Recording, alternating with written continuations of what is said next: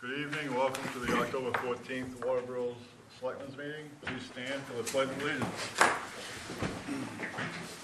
I pledge allegiance to the flag of the United States of America and to the republic for which it stands, one nation, under God, indivisible, with liberty and justice for all.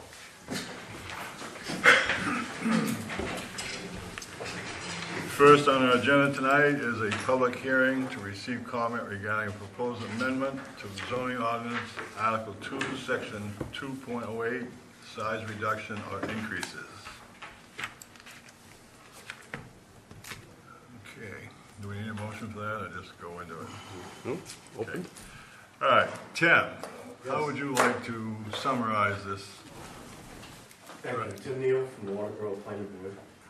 Twice that I know of in the last 2 years personally, the town attorney has told the planning board in writing that it's not appropriate for the planning board to give variances and size reductions, and that actually that should be a duty of the ZBA. And we confirmed that at a workshop with her too. So I said, over and over we've been told that, and that's her opinion. So what she's done is written an amended ordinance, and it's similar to what we did years ago when Doug was chairman of the planning board for Lake Arrowhead. Is we just reduced their setbacks so that they didn't need to come to the board. There's going to be very few people that actually need to come in. And what she's proposing is the same thing here, is reducing the setbacks. So we're not just throwing people under the bus. Most people will be able to build without coming to the planning board because of the reduced setbacks. And I'm sure there will be a few people that still need to go to the ZBA, but that's not the end of their application. They can prove to them that they have a reason for a reduced setback and still go ahead and build. So it's pretty simple. I mean, that's the thing. It's a question of whether or not we take her advice, her repeated advice, not to be in this business. Now, there's this, it says here, Tim, lot size, setback frontage, side yardage requirements, height limitations, parking, and loading areas, sign and billboard. Is there anything else that would be in that you can think of? Are you reading from 208? Yeah. Yes, I see what you mean. Yeah, that's all the established stuff. And then what she has eliminated and added some things. But the meat of the thing is that she has added a front setback of 20 feet, a side setback of 10 feet, which we changed. She said 15. I don't remember ever going less than 10 feet. That's always been our minimum standard. And that's pretty tight. I mean, that's really generous, I think. And with a rear setback of 15 feet. So some things like the top doesn't change. And we used to have applicants from Arrowhead at every meeting, sometimes two. Every time someone wanted to do something, they had to come to us. And then Doug wrote that VR zone, and you never hear from them because they can do just what this would do for most people. They can just build. So if this goes through, someone could apply to the ZBA to say, I can't make the 20-10-15. I need a variance to do something less than. Right. Right? So Yes. It doesn't prohibit them from at least seeking additional relief if they can demonstrate a hardship, right? It's still not making lots unbuildable. I mean, I know they do have a higher standard, and you need to establish, unlike us, you need to establish that you have a hardship, that you, for some reason, you can't make those setbacks. But it's a possibility. I can't speak to them. I'm not sure what the success rate is with them, but they do have a higher standard. Any other questions? Thank you, Tim. Thank you. Okay. Moving on. Announcements. Any additions or deletions? I'd like to have an addition, if you don't mind. Have a brief discussion on the one of the towers up on Ospey Mountain. Apparently it was supposed to have been removed when the new tower was built, and for some reason it's still there, and I'm just wondering why it's still there. And Is this up by the fire tower itself? Is that what you're talking about? I'll ask for clarification from Mr. Allen on that. Sure, it's about 50 feet away from the fire tower. 50 feet away from the fire tower. And when was that supposed to have been removed? At the time that, from what I understand, at the time, and correct me if I'm wrong, at the time that the other one was completed. That's right. And that would have been the people that put the other one up? Yeah. Okay. Which is the state. The state? Basically, right now, it's a vacant tower just, sticking up there. But, Is it a safety hazard or anything? well, I think all the towers are, actually, if you get people going up there, I don't know how accessible this one is, for kids climbing on it or something like that, but they climb all over the fire tower as it is now. Okay. So, but I mean, the idea was that, I guess part of the whole planning process was that it was to be removed, as part of that package deal, and it hasn't been fulfilled. Do you know when it was put up, Tammy? How long ago? Frank, do you know? 2, maybe 3 years. About 3 years ago. It was Mariner Tower. Okay. Can you check that out? Yeah, we got some correspondence from somebody's attorney about this situation as well, so I think it's the same situation. Mr. Carroll, this is Mr. Carroll's property you're talking about, right? I believe so, yes. Yeah. We had one other person come in on this. I don't know if you want to attend to that. Okay. Doug, did you have something you wanted to speak on the public hearing? Is it all over? Yeah. Yeah, but we can open it up again. Yeah, I did. All right. I thought it started at 6. It did. Something passed. We had not shut it down when you stepped through the door, but I didn't notice that you were coming in. Go ahead. Would you like to say something? When we proposed this zoning ordinance originally, we had a tremendous amount of people who was unhappy. We was going to have zoning. David, one of the biggest opponents we had was your father. And one of the biggest issues was what's going to happen to existing lots in the town of Waterboro under the new zoning ordinance that will become unbuildable. So from the beginning, we knew we had to do something, and that's where Section 208 come from. In the last few years, there's been some attorneys who have said, the town's attorneys have said, that that's a issue that should go before the Zoning Board of Appeals and not before the Planning Board. We disagreed, and up to this point, Section 208 has stood as it was. And again, we're attacking the donkey by the tail. We're trying to tip him over using his tail. If you're going to rewrite the zoning ordinance, why don't you start and rewrite it? Instead of piecemealing it. We piecemeal here, we piecemeal there, we piecemeal somewhere else.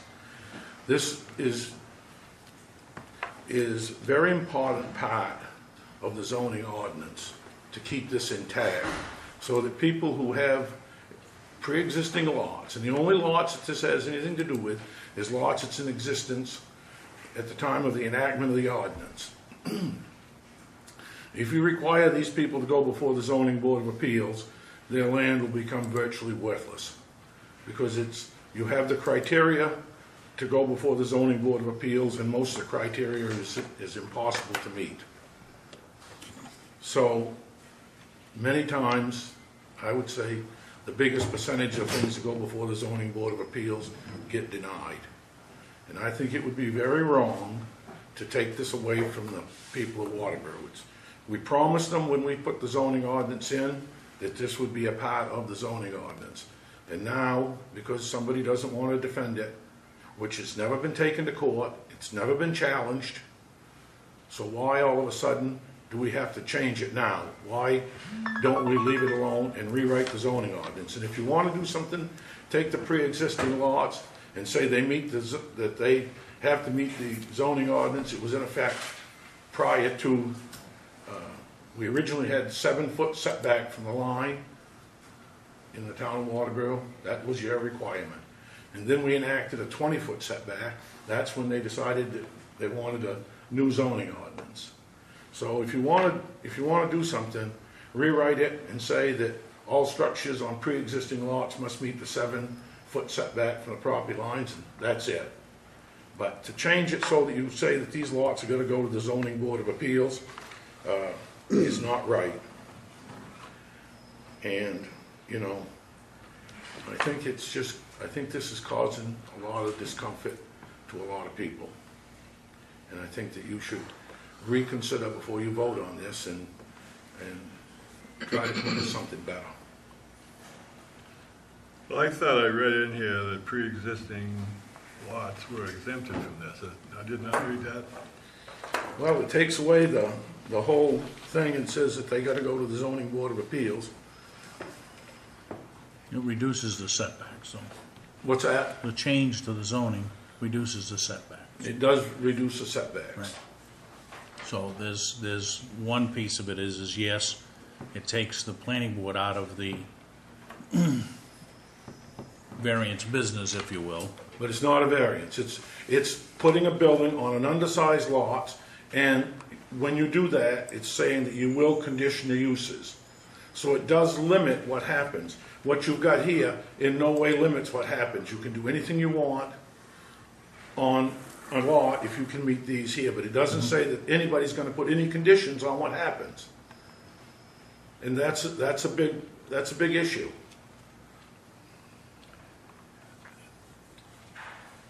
I just think you could do a little bit better than this. And when this is over and I get a chance to speak on another issue, I think you'll see where some of it might come to light. That's all. I just think we could do better. Well, this other issue, is that pertinent to what we're talking about now? Well, it's another issue that's come up, but we don't want to discuss it during this public hearing. But Okay. I'd like to talk about it soon afterwards we could, then I can leave. Tim or Frank, do you have any comment on this new information?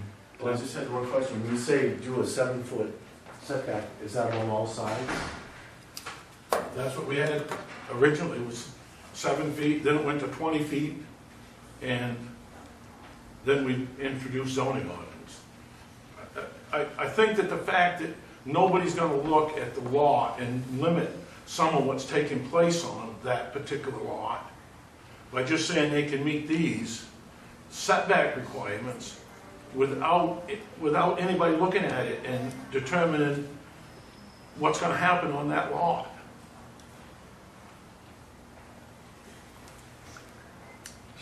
That was my question. Now, I don't have any, I mean, I think, you know, this is probably one of the better plans that's come forward, but I think it needs just a, you know, I think we should have somebody review on these real small lots, what's gonna happen on them. So as this is written here, this proposal, there is no conditions, is that right?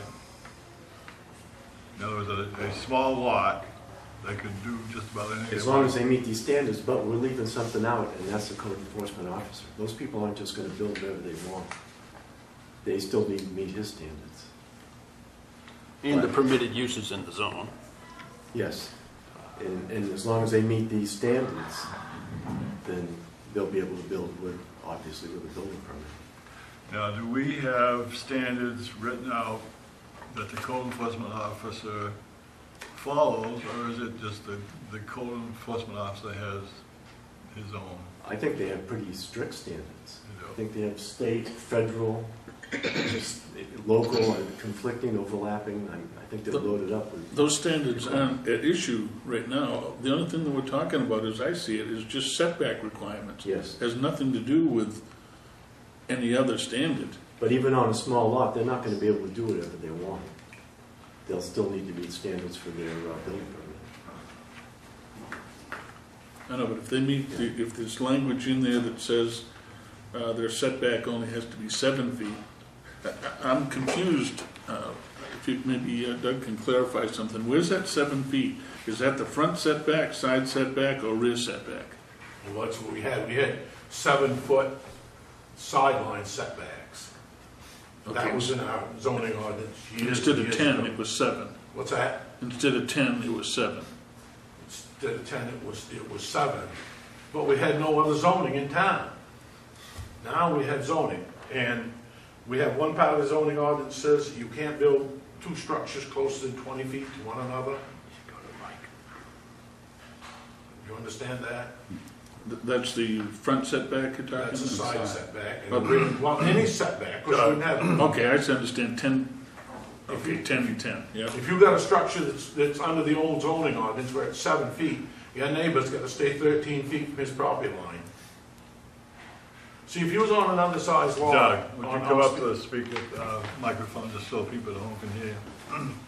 If you was on an undersized lot up to Ospey Lake, and you come in, well, on some lots, if you had a building that was pre-existing, you can now build within 10 feet of the property line as long as it's attached to the building that was there. If the building was built prior to 1978, okay? You take Bob's house over there, he could build within 10 feet of the property line. If you build a new house, you couldn't do that. But part of it was that you couldn't build closer than 20 feet to your neighbor.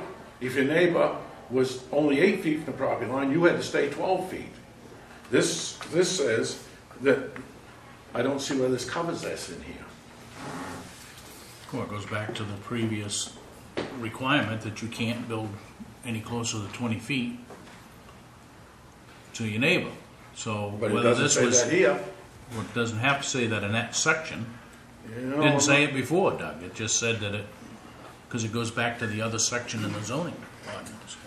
But if you have a building, that you build an old building, if you have a lot that's under 10,000 square feet, you can come in and get a building permit on it with no conditions. Where are you gonna put your septic tank and your well? I think what's confusing here maybe is that when you say, no, there are no conditions, I guess I don't agree with that. Can you define what you're saying? How are we gonna determine what's built on these lots, or what people do with the property once they build on it? You draw out a building envelope and say you have to have your structures within this building envelope. That's pretty- right. Yeah. And then what are you gonna say about what's gonna happen inside that building? When they have to come before the planning board, you can at least put conditions on what's gonna happen there, I mean, other than a residence? other than a residence. I mean, that would be the zoning ordinance that says what you can and cannot do in that district. Yes, it says in the zoning ordinance what you can and cannot do, but what you can do in that district doesn't necessarily mean that this particular law is what should be done in this district. Okay, that's an opinion, but, okay. I mean, I can take you all over town where we have houses that are built and they've converted them into duplexes. There's 2 and 3 families living in them, and we haven't done anything to enforce it, okay? And you're saying duplexes are not allowed in that district? They don't have land enough to have 2 residences on one lot, Oh, okay, yeah. okay? We do have quite a few of those. What's that? We do have quite a few of those. We have a lot of them. We have a place on the dump road that's built as a garage and it's three stories tall, you know? So, But they don't do anything on the third story. they don't do anything on it. But they can still do that under this, and there's nobody writing anything says they can. They're not proposing anything. Where does it say that the code enforcement officer is gonna tell them exactly what they can do? So, but it really gets back to the code enforcement officer, because, as an example, the Bennett Hill Road, right? Whether they couldn't fit that on that lot is another story. The allowance of a 3-story building purely came out of the code officer's office, right? So, it's not an issue of, does the zoning just give them that authority, which I don't believe that it does. It's whether the code enforcement officer enforces the code. What we have is,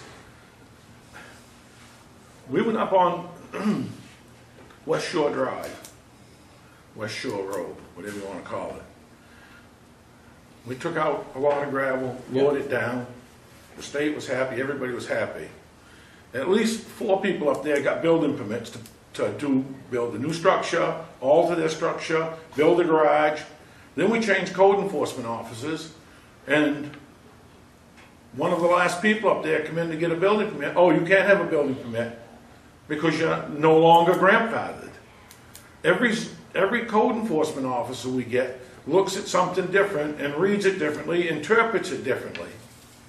I think that, you know, I don't see that this clarifies that or stops him from doing that.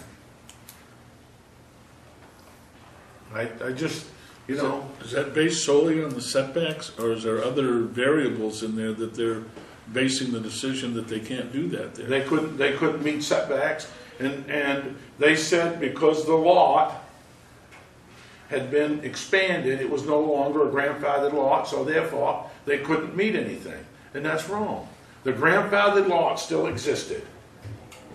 They did the world a favor. They bought 30 more feet to take a 20-foot right-of-way and make it 50 feet.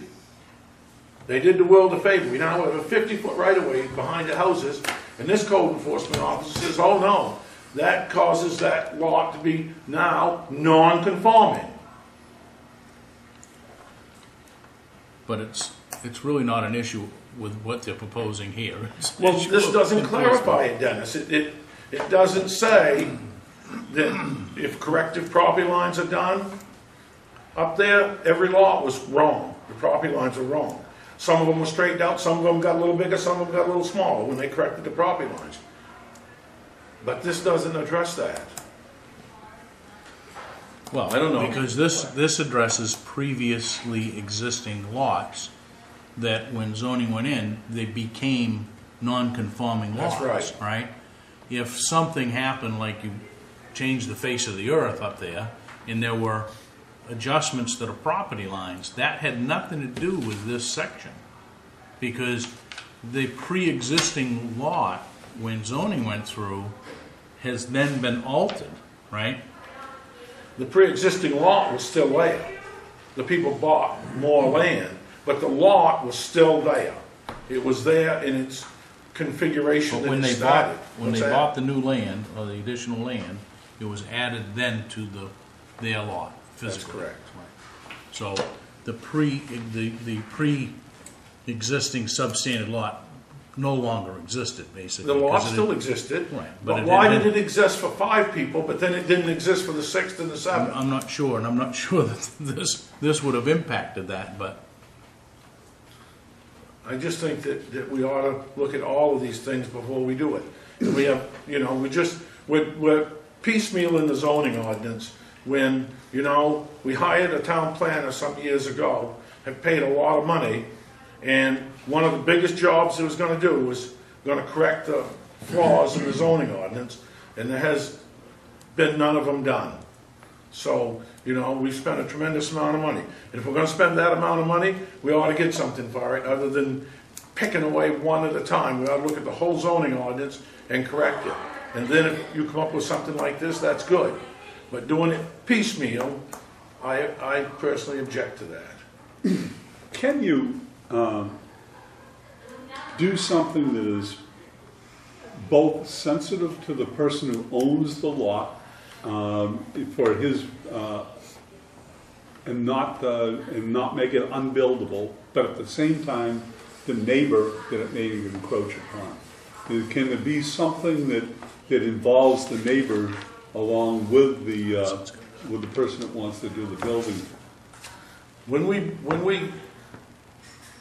wrote this zoning ordinance originally, our motto was protective, not restrictive. Yeah, and that's it. I mean, ideally, you don't want to be restrictive to the property owner, but you want to protect the neighbor. And, you know, and that's, I'm not sure how you do that in writing.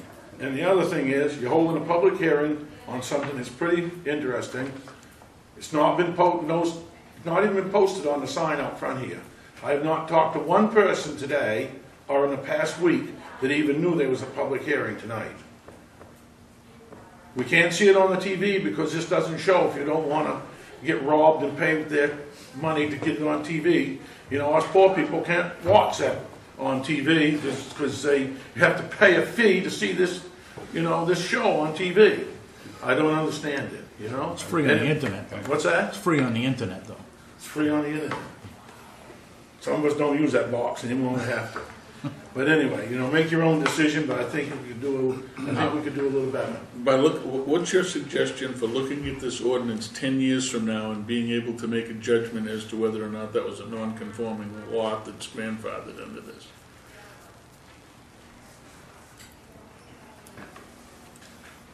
Looking at this 10 years from now and deciding if it's a non-conforming lot. Yeah, if it's one of these grandfathered lots, is there any way to determine that through this?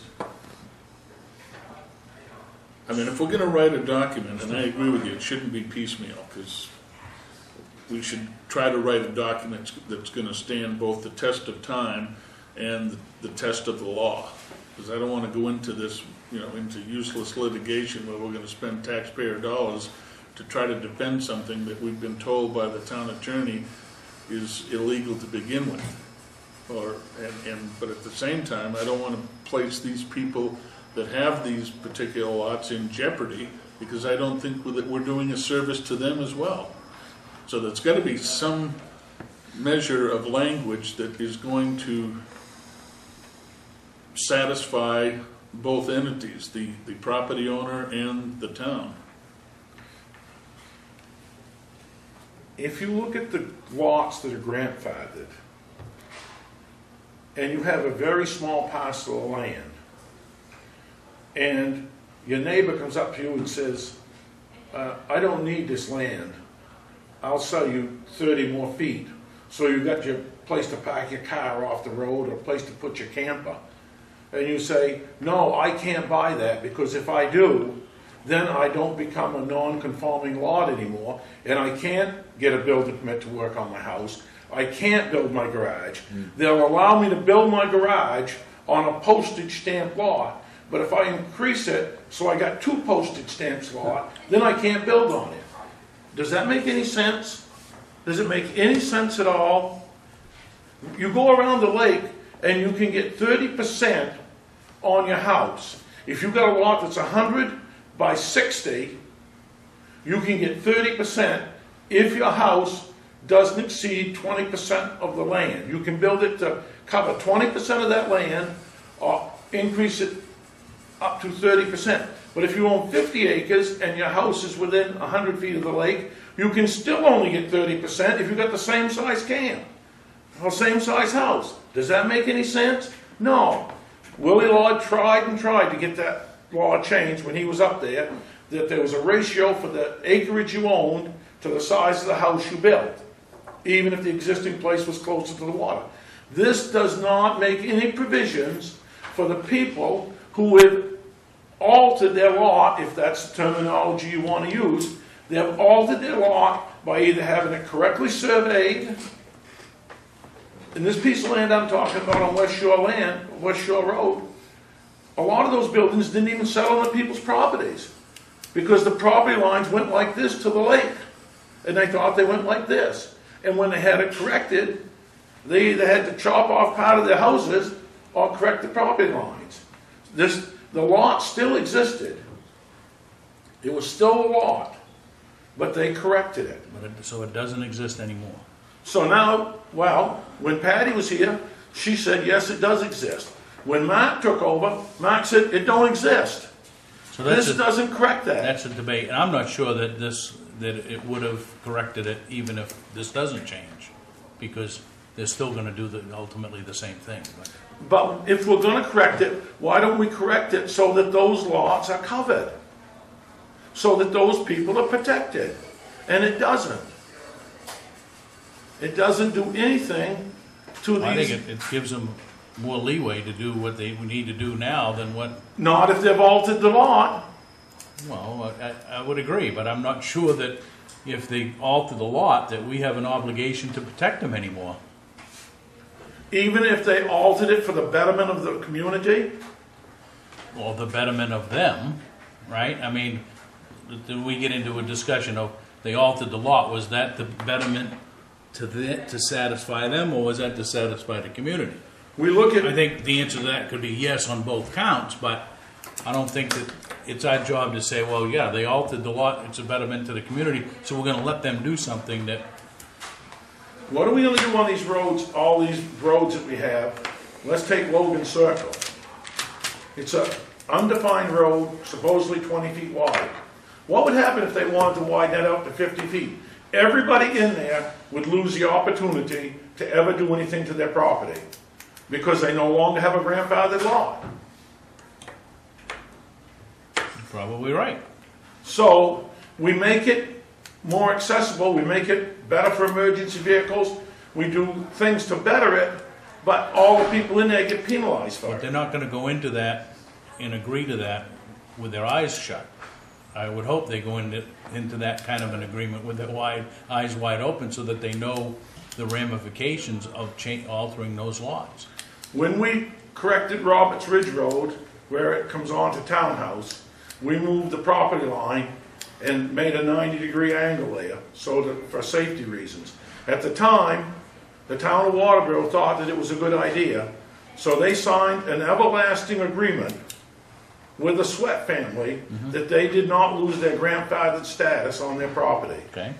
So we did it there, but when we do it somewhere else, you say, no, that isn't a good deal. But the town of Waterboro entered into that agreement with them, That's right. okay? And now the town of Waterboro isn't willing to do the same thing for other people. I think you're stretching the fact that the town of Waterboro is not willing to do anything. I think you're way ahead of yourself here. I think that just because there's a zoning change doesn't mean that the town of Waterboro is not willing to work with somebody when it comes to that, so. Well, that issue there would be, is the individual lot owner aware that that can be done? You know, that's, I mean, I'm sure somebody, the Sweats, work with somebody. Well, and in that case, the town made the conscious decision that if we do this, we're gonna ultimately penalize them with their town, with their property. So the town has made the offer to, and made the obligation to forever honor that lot, The okay? town took land from them. Right, I mean, I don't ultimately, see us taking any land from them by the result of this. But you're not allowing these lots that have been in any way altered, even though they were grandfathered lots, to be considered grandfathered lots. You're taking that away from them. There's nothing in here that's allowing it to happen. And before, at least they had the right to go to the planning board. Now they gotta go to the zoning board of appeals, which they can't meet. It's impossible for them to meet an appeal. It's just impossible. Let's go back to the Logan Circle idea here. There's no question that that road is not the best road in the world for emergency vehicles. So if the town or whatever decides, and the people decide, they want to have a decent road in there and go 50 feet for emergency vehicles, you're saying that that would eliminate their lot as it was. It will negate their grandfathered status on their lots. The same as it will on any lot that's on any road that where they widen the road and the people have an undersized lot to begin with. And as you go around Ospey Lake, as you go around many of these other private roads, you'll find the same thing exists. And yet, here we are, and I'm the only person that shows up here from the public to talk about this. Nobody knew about it. but Doug, whether this changes or not, and that lot gets altered, it has the same effect. This change has no impact whatsoever on that, other than the fact that if they have a substandard lot, and they can't meet the new setback requirements, which have been relaxed, just like what we did up in Lake Arrowhead a number of years ago, okay? That they go to the zoning board of appeals instead of the planning board. And this isn't just in the most recent years. This goes back years to when Karen was around and Roger, that said that, now we haven't been challenged, I would agree with you. Nobody has come up and said the planning board doesn't have a right to give that person a variance, It's not a variance. okay? It's a conditional use. And they reviewed all of this when we did that zoning ordinance, and they blessed it. Oh, I understand, but it's So like, that's now like. we got a different law firm that doesn't want to But bless even- it. But I guess you're all missing my point. If we're gonna do it, why don't we do it right? Why don't we protect these people? Why are we doing it and doing it in a half-hearted way when this is only one of the problems that exist in the zoning ordinance? And, you know, we've made quite a few changes in the zoning ordinance that should have been looked at a lot closer and should have been other sections of the ordinance rewritten to correspond with the changes that was made. I just think this is not the best idea that could come up with. And the biggest reason, I think you've got to look at these lots that are going to be not considered because of whatever reason they happen to have either corrective property lines or whatever. Jim? Well, just for the record, it says in the present ordinance that it's a variance. And I don't know how far back that goes. I would suspect it could go back to the original, but it calls it a variance. I think it does. I mean, and that's why, I mean, this, and I would agree with Doug, the same law firm that blessed the original zoning ordinance is the same law firm that said you need to change it, you know, back in the 90s, and, you know, things changed. And we've gone through at least 3 different law firms since then, so, but, and I don't disagree that if there are a whole bunch of, host of other things that we ought to look at, maybe we ought to be looking at a larger scale change, but What is your thoughts, Tim, on doing an overview rewrite of the whole ordinance versus going one thing at a time here? Well, I don't have my notes with me, but I mean, there's actually a lot of things that we're working on. And one of those is, Doug brought it up again, with site plan. And it's something we spent a long time on. But last year, you know, things just fall behind, and so we plan to get back to that. You know, that's exactly what we've been doing, but it moves at a snail's pace. Because, you know, you talk about discussing something for 3 years, well, when you're only meeting twice a month, you're really talking weeks. It's not that long. I mean, but that is definitely our focus. I know we don't have a lot to show for it right now. Now, is this, whether this thing is approved or not, is that critical in a time frame of the overall process of rewriting and updating? Well, I don't think so. I mean, it doesn't take up much of our time. And, you know, it's like, I don't need to build these places. It's easy to do. People come in a lot of times, it's, you know, 15, 20 minutes, we go on a site walk. All I care about is that the lawyer has said that we shouldn't be doing it. And that's why we brought it forward. Because you said that to us twice, and then at a workshop, so that's the only reason I'm here. This isn't hard to do, and, you know, I think her solution is a good one, and it's just like what we did in Arrowhead. And, you know, we reduce their setbacks, same thing, they go to the code enforcement, we don't know what they're doing. I mean, there are standards for where your well, where your septic goes. You can't just put them right next to each other. So, and I don't hear anything about them having problems up there because the setbacks were reduced and they don't need to come to the planning board. But there may be things going on, I don't know. Did that answer your question? Yeah. Doug? You got one thing that you know, when you get talking about Lake Arrowhead, is we did change the setbacks, but that isn't what we did. We created an entirely new zone. Lake Arrowhead falls into a zone all of its own, village residential. And when we created that new zone, we then changed the setbacks in it. So we didn't just go in and arbitrarily change the setbacks. We created a zone that encompassed Lake Arrowhead itself. So that was a lot different. We went through what was allowed, all of the allowances and all of the things that are not allowed. So we wrote a whole new set of standards for it, or maybe just copied the standards from somewhere else. But there is a set of standards, and it is a zone unto itself. So it wasn't just, you know, and we're going to create smaller lots or bigger lots or change the setbacks. These non-conforming lots that we're talking about, are they just around the lake, or are they Could be just anywhere in scattered piecemeal all over the place? Everywhere. Everywhere.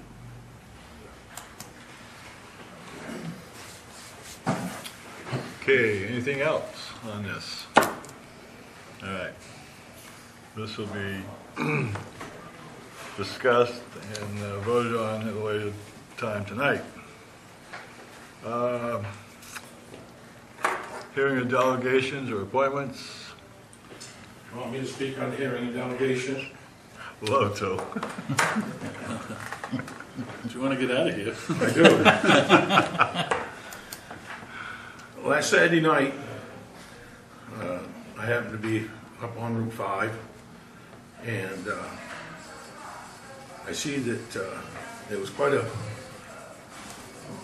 bit of confusion around the old St. Stephen's Church. And here we have a perfect example of a grandfathered lot. They've now turned that into some kind of a cultural center, supposedly, and they had a party there. It's a BYOB, and they had traffic packed from the causeway all the way up across from Lakeside.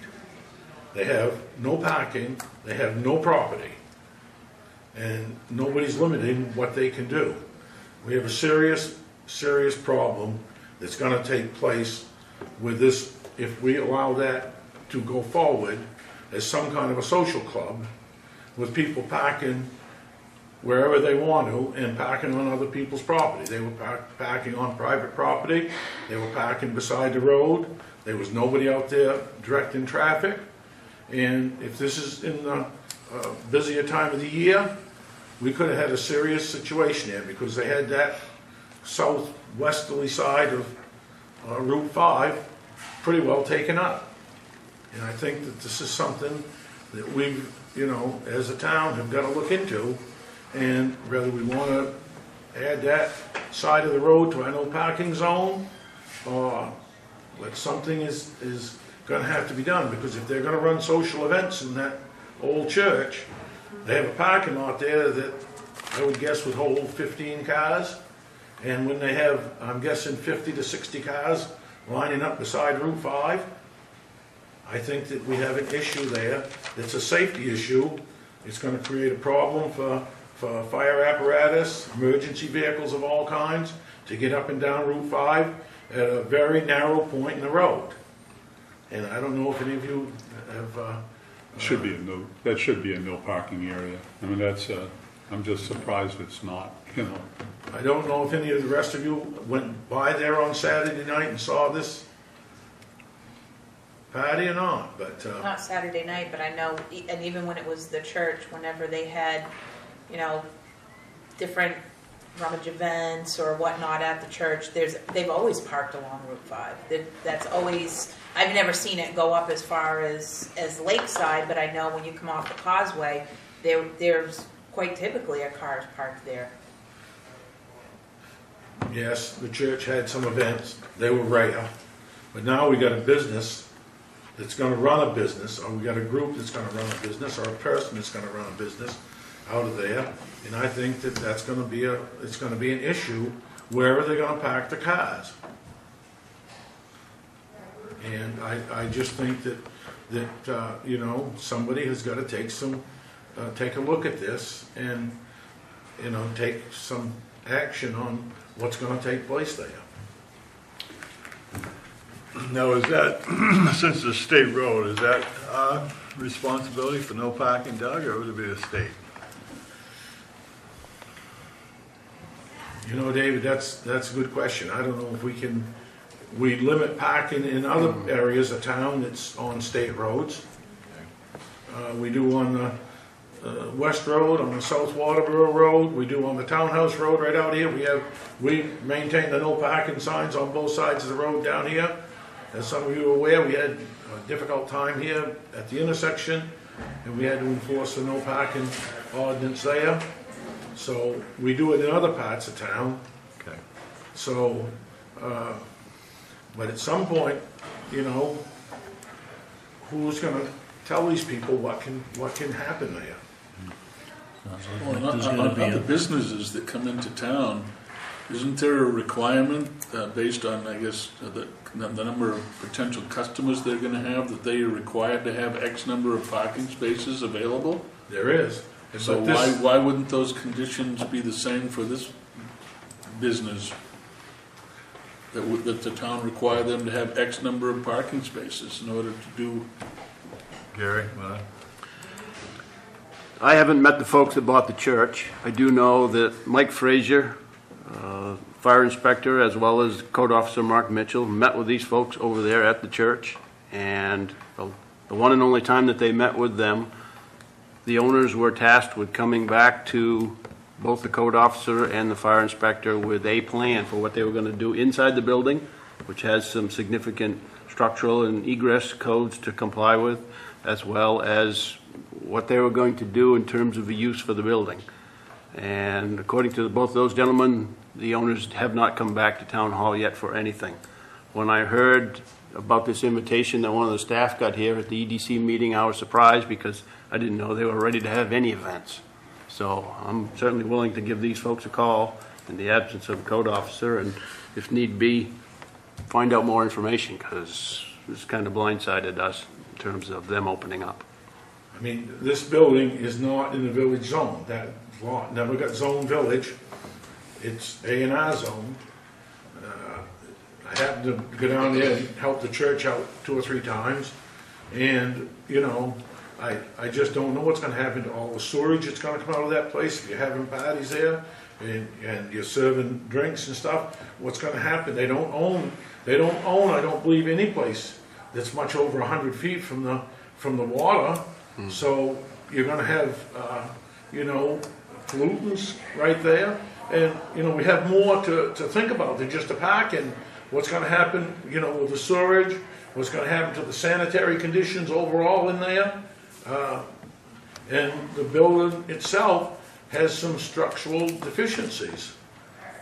So I've been told. So, I mean, this is something that I would think needs to be looked at. And I don't know just how you're going to go about it, but. I think we'll have Gary pursue this. And the other thing I'd like to say is, as a businessman, when you hire a new code enforcement officer, we really need to hire a code enforcement officer 5 days a week, not part-time.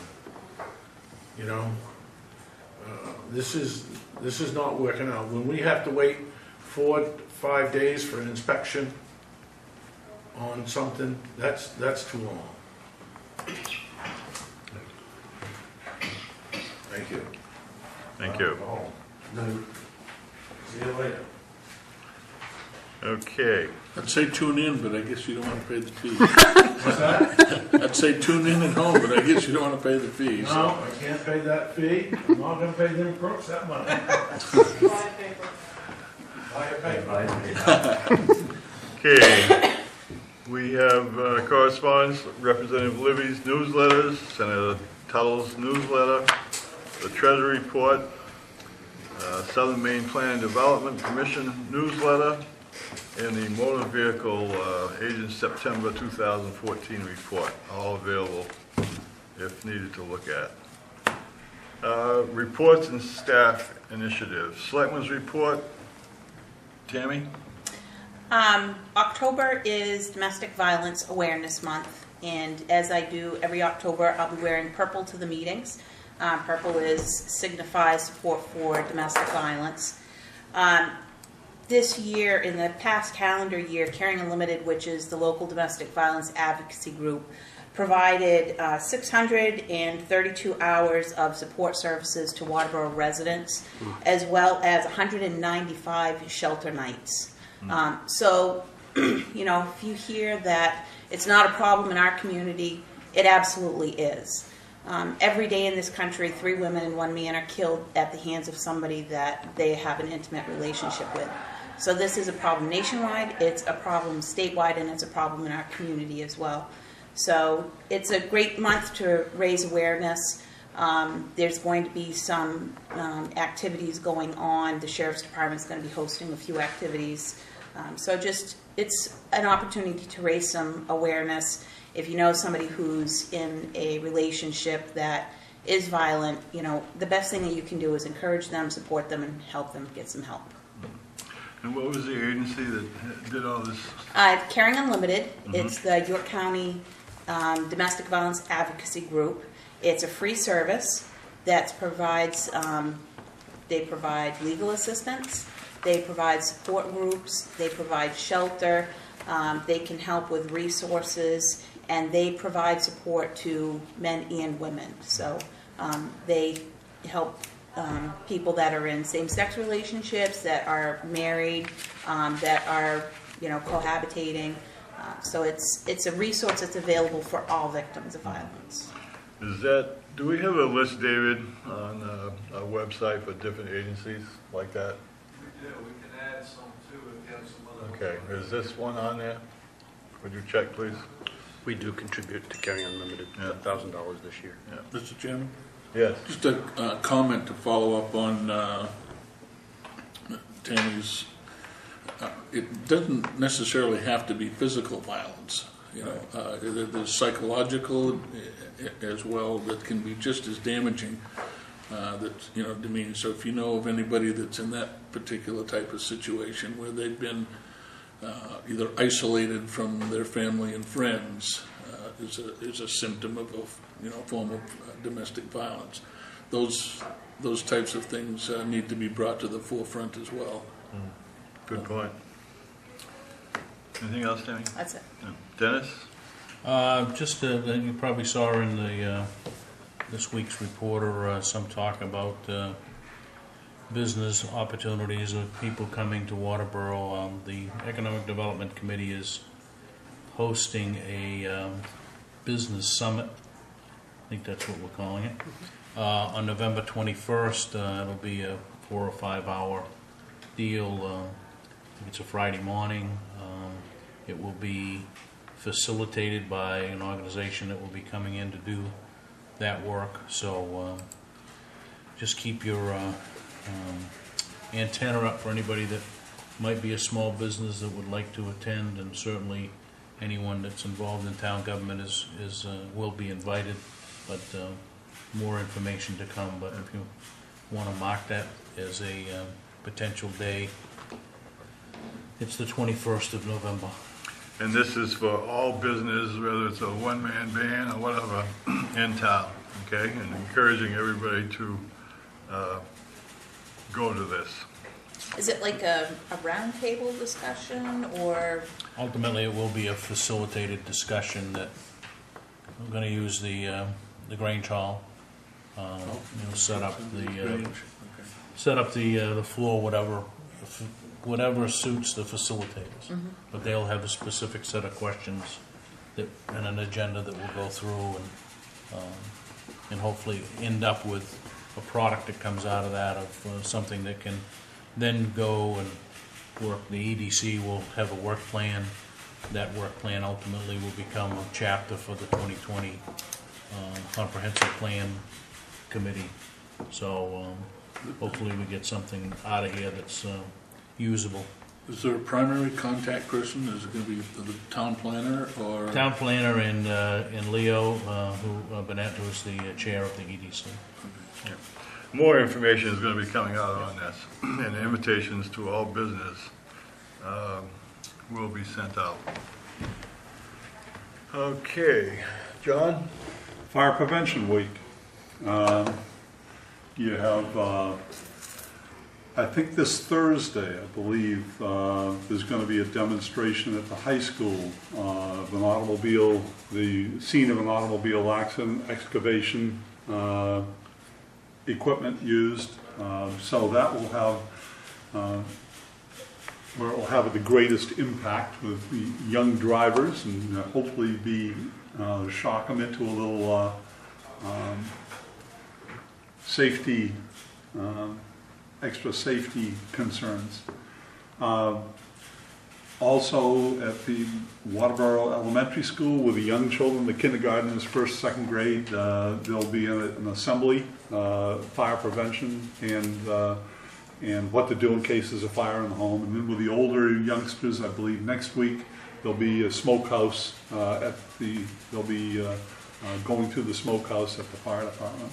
And this next weekend, on Saturday, there's an open house for parents to bring your kids in and take a look at the apparatus and get a tour.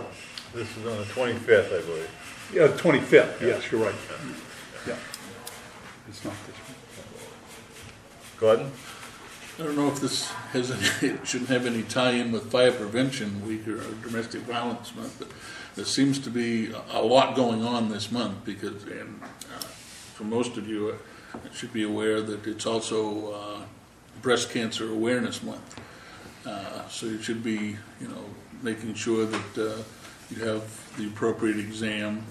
And this applies to men as well, which is, it's not as prevalent a problem with men, but it does exist, and they should be seeing their primary care physician, because we don't want to lose any of our good residents of this community. Okay, I'm going to skip to C underneath this Selectmen's report. Last, what weekday was that? Wednesday? Wednesday night. Last Wednesday night. The Road Review Committee and the Planning Board got together and to resolve some differences of opinion and understandings of the Driveway Ordinance. I thought it went very well. We have some excellent individuals on there, very knowledgeable in both areas. Both committees have some strong personalities, and I came out of there feeling very good that we had a very good resolution to the issues before us. So I felt good about that. That is going to be sent, I believe, to the town attorney as the next step, and then we will take a look at what she recommends. Gary? Thank you, Mr. Chairman. I've got an extra long report tonight from me. You folks received a copy of the personnel policy, most recent edits from the town attorney. They're in a different color, so you have those for your review. And I can also email them if you wish. As most folks know, tax bills were mailed out last month, and I want to thank a great many people for paying their taxes early. Our cash balance is very healthy now. We've collected over $750,000 just in the early October days alone, never mind some additional monies in September. So thank you for paying early. If you are coming in this Thursday or Friday, the line in this building is probably going to be long at times. We're going to have a box out front. You can drop your tax payment off if you don't need a receipt, and you do not need to stay here in the line if you don't wish to. Last night I attended a candidates night along with David Woodsom and other folks from town here and area towns for the candidates for the House of Representatives. There were 7 of 22 candidates that were there. It was a good, lively discussion moderated by the Maine Municipal Association. Most of the discussion centered around revenue sharing, school funding, and roads, as one would expect. Since our code enforcement officer, Mark Mitchell, resigned, I have been looking for, and I thought I had found, an experienced interim CEO who could jump right in here. And I could hire him immediately, and he could work for a few months. A gentleman last week told me that he was no longer interested in that. He's retiring, and he evidently wants to spend some time in a different retirement business. So we're kind of back to square one here, so I need to write that advertisement and get that posted as soon as possible so that we can interview as soon as possible. Tammy is speaking with our deputy, Peter Gordon, who's the Hollis CEO, on a regular basis, either emailing or talking with in person or on the phone daily, and getting the inspections and building permits done as necessary. But still, it's a tough situation for Tammy to be in because she hasn't been here all that long, but she's doing a great job. On insulation for this building and the thermal efficiency of this building, I think we need to set some agenda time at another time, maybe even a workshop, and take a walk up in the attic to talk in a bigger picture. This whole situation is a lot more complex than I ever thought. I budgeted $15,000 for insulation up in the attic, and that's probably maybe only a third of what might be needed if we want to go that way in terms of spray insulation. Our problem is that we have a lot of ductwork and a heat exchanger in the plenums up above, and we are heating the underside of the roof above the insulation on top of this ceiling. It's creating a real problem with ice dams, and there's several different ways to fix it. We could spray insulation along the roof rafters and the roof sheathing to completely encapsulate that space up there, close off the soffit vents, close off the ridge vents and the gable vents, and make it heated space. that would work, I think, but it's very expensive. It would be $40,000 to $60,000. We could also put a rigid foam roof on top of the existing roof. We don't need a new roof yet. We've got another 10 years in ours probably. And then another thing that I called one of the local heating companies to come over and talk to me about the feasibility for the high efficiency heat pump units that everybody's putting in all over the place now. That could be put into individual offices. You need a big one for this room and a big one for out front. Those are extremely efficient, and they're pulling heat out of the atmosphere at below zero now. So I don't think it's right that I just make a decision about insulation. I think we need to take a longer look. I think Doug needs to be more involved and really look at what we can save the most money in long term here in terms of operating costs. Ossipee Lake drawdown is going to begin on October 15th and will continue for 3 to 4 weeks depending on how much it rains. The damn man says that it'll take about an inch a day down when he opens it up, and so his goal is to draw down the lake 2 feet. And I'd also like some input from you folks after the meeting tonight on whether or not you want new chairs replaced for the dais here. That issue came up as well the last day or so. That's it from me. Thank you. Just a quick question on those heat pump units. They're wall mounted? Yes. How noisy are they? Are they going to affect public meetings? And They're not bad. I've been in a room with them going, and they're pretty quiet. I mean, certainly quieter than an air conditioner. And does that affect, how does that affect heat loss up through the ceiling to affect ice dams? Does that have any effect there? Well, that's the other thing. I think we would need to, if we decide to not use all that stuff, then just leave it right there for at least one winter, if not several winters, and then see whether or not we still have that same problem without all that heating equipment up there. It wouldn't be used.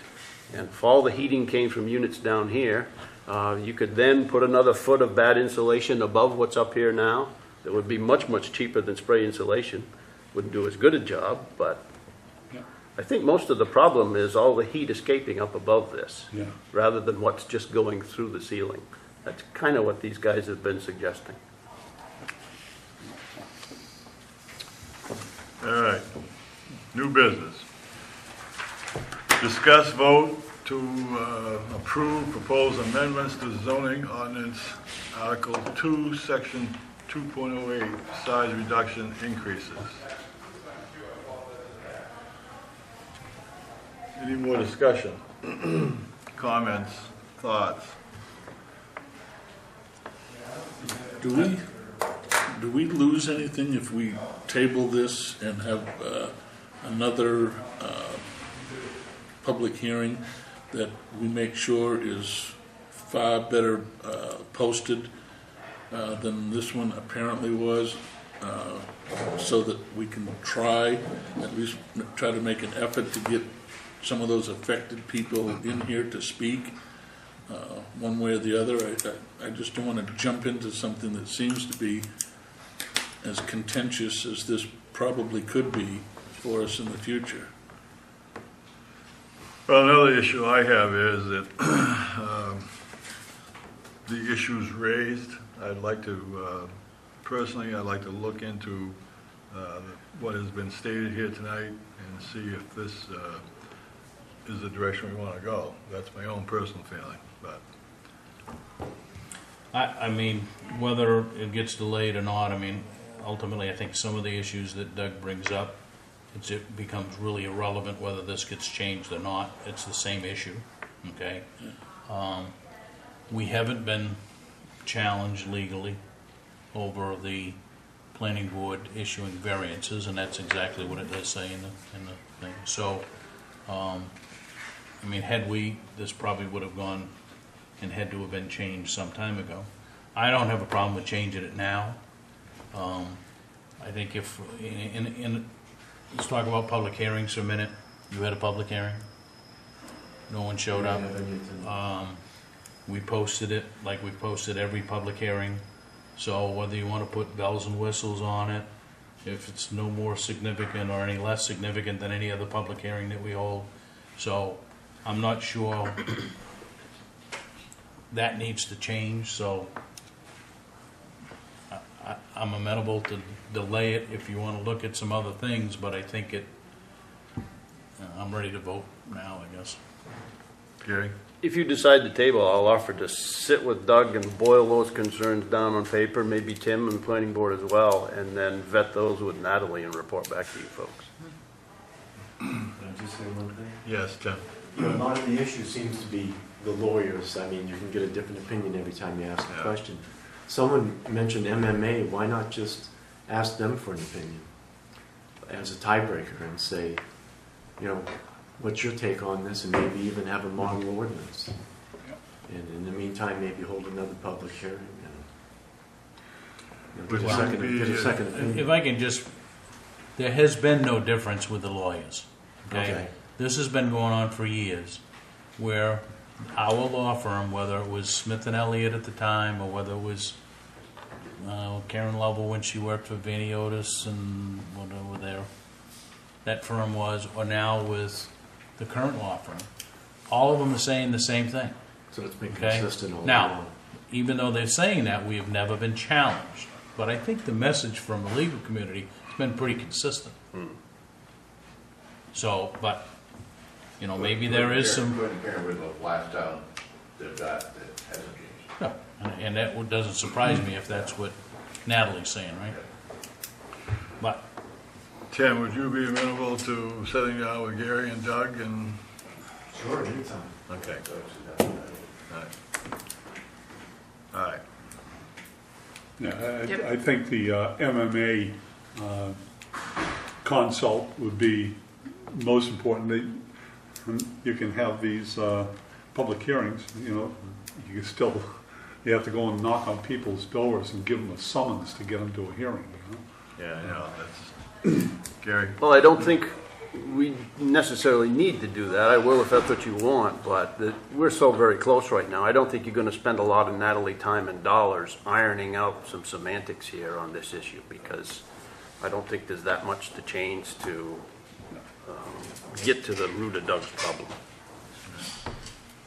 I'm not sure that whether this changes or not, it resolves that problem.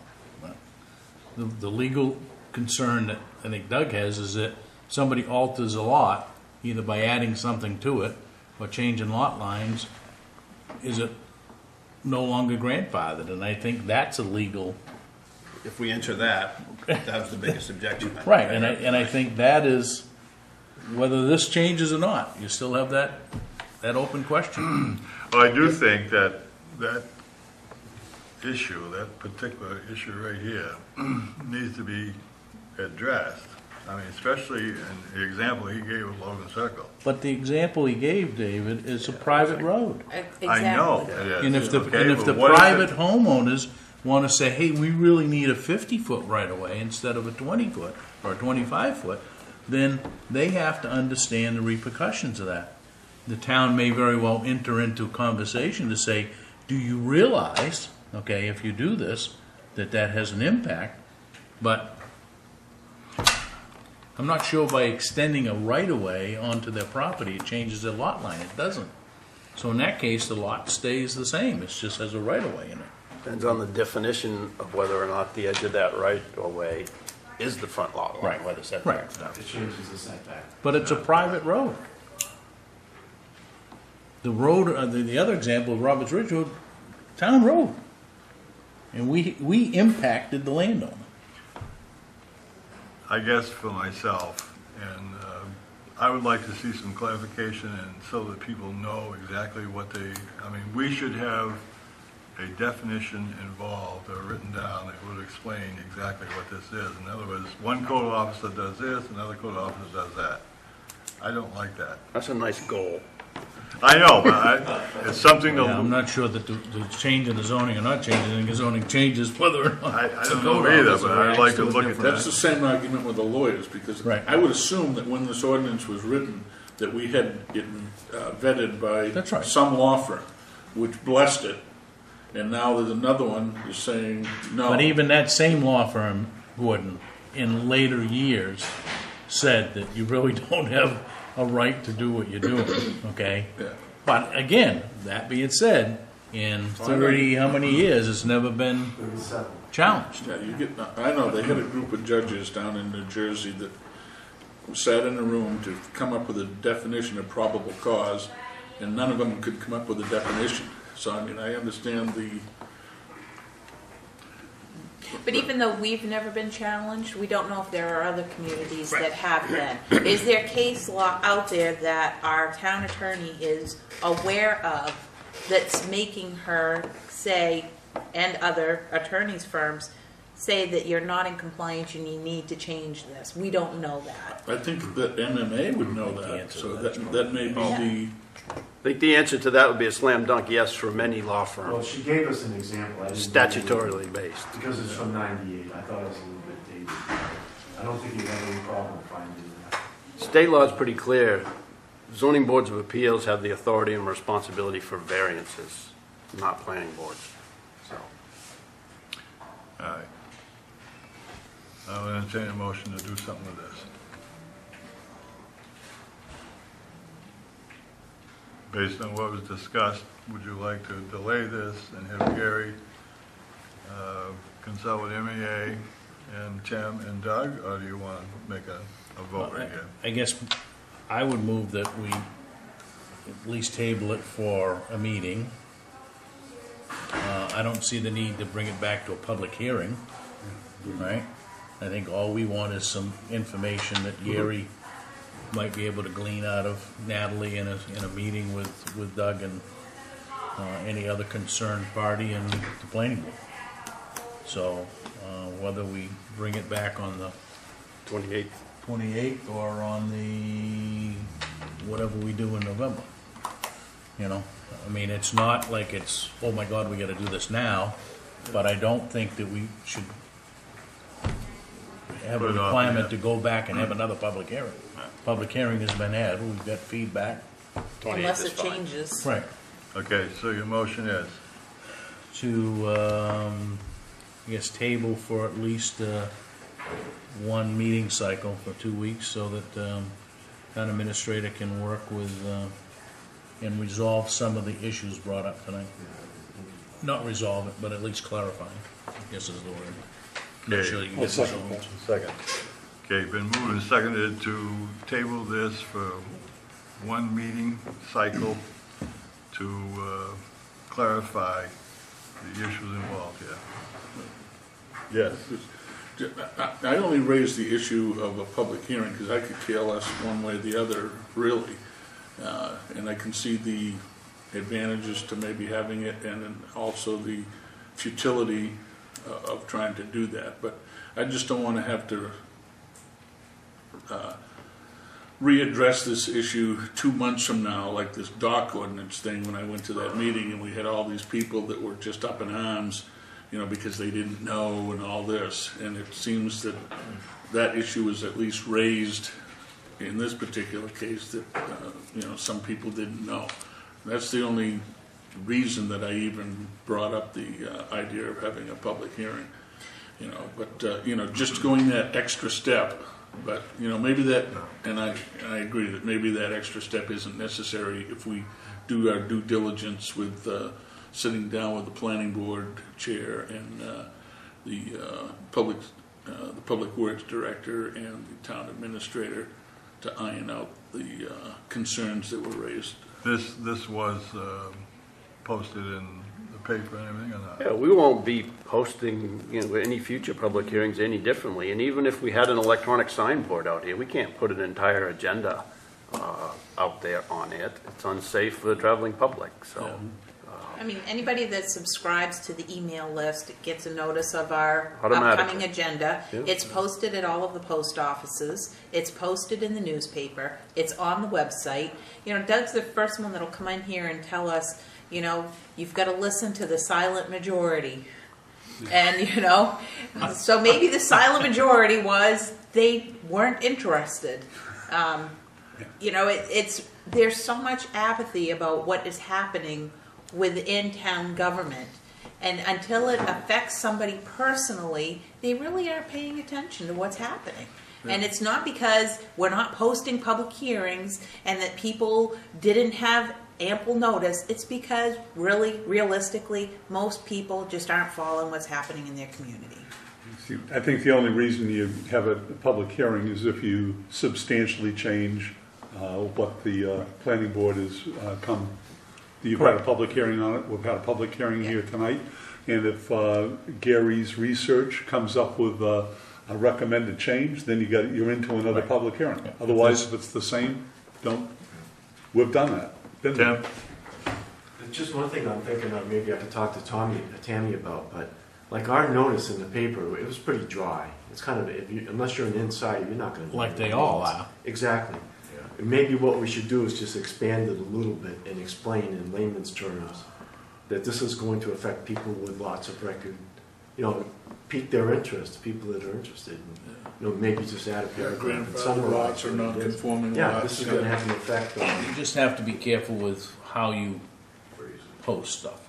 Yeah. Because you cannot put, a you spin can't drive on it opinions one way or right. spin it one way or the other. We're It trying has to summarize to it. be- It has to be dry. Yeah, for a reason.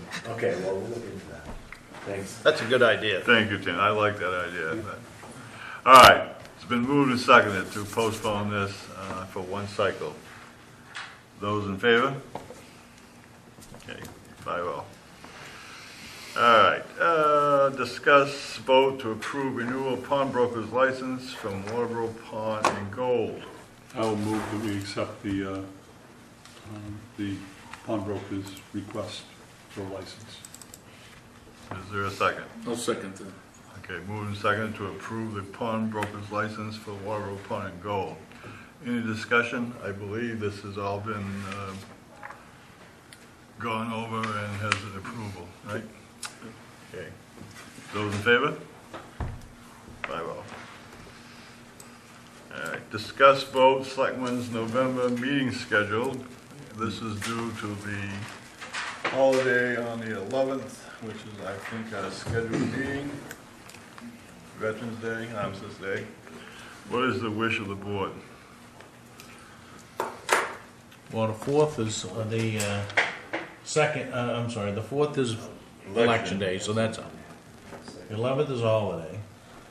So we either run the 18th and the 25th, or, I mean, we do have to, per the charter, have a minimum of 2 meetings, so. So I'm in favor of the back-to-back meetings at the end of the month. So we'll just do the 18th and the, All right, Do you need that in the form of a motion or just a general consensus? general consensus, that's okay with me. Okay, those in favor of the 18th and 25th? Okay. Okay, all right. Okay, old business, I don't see any. On other discuss vote to approve the minutes of the September 23rd, 2014 regular meeting. So moved. second, Okay, those in favor? Abstain. 4. Abstaining, oh, I wasn't sorry. here. Tammy was 401. on a trip, Yep. a good one. Hey, anytime you get to spend with your dad like that, it's good. Yeah, that's right. Okay, we have no pending decisions I know of. Week's action list. We have this meeting with Doug and, Zoning ordinance, homework, Yeah. clarification. Homework on the tower. okay, the tower, Church. church, Yeah, the church.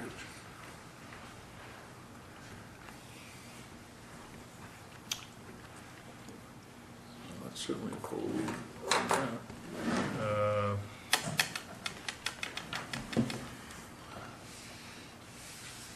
anything else? I can't think of anything else.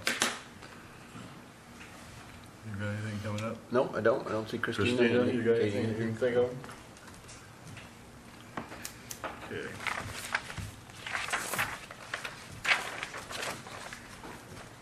Okay, those are the discussion for agenda. Those will translate over into agenda items. Yep. Some of them will anyway. Okay, How about Gary, I mentioned this to Gary, tax title property sales.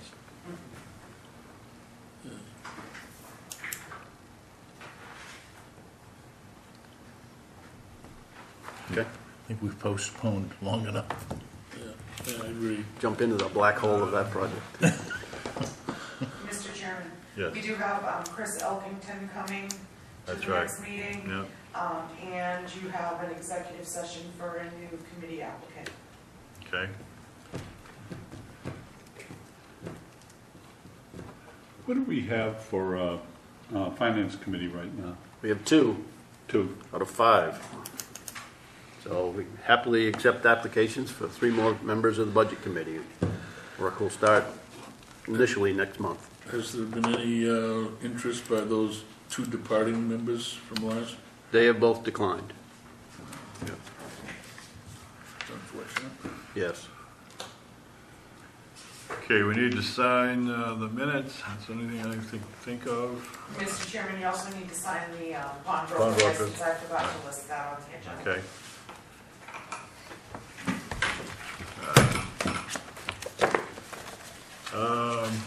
The absentee ballots are available for the November 4th election. Good time to take care of that duty or obligation or privilege, whatever you want to call it. I see nothing else. Entertain a motion to adjourn. So move. Second. Okay, moving second to adjourn. Those in favor? 5-0.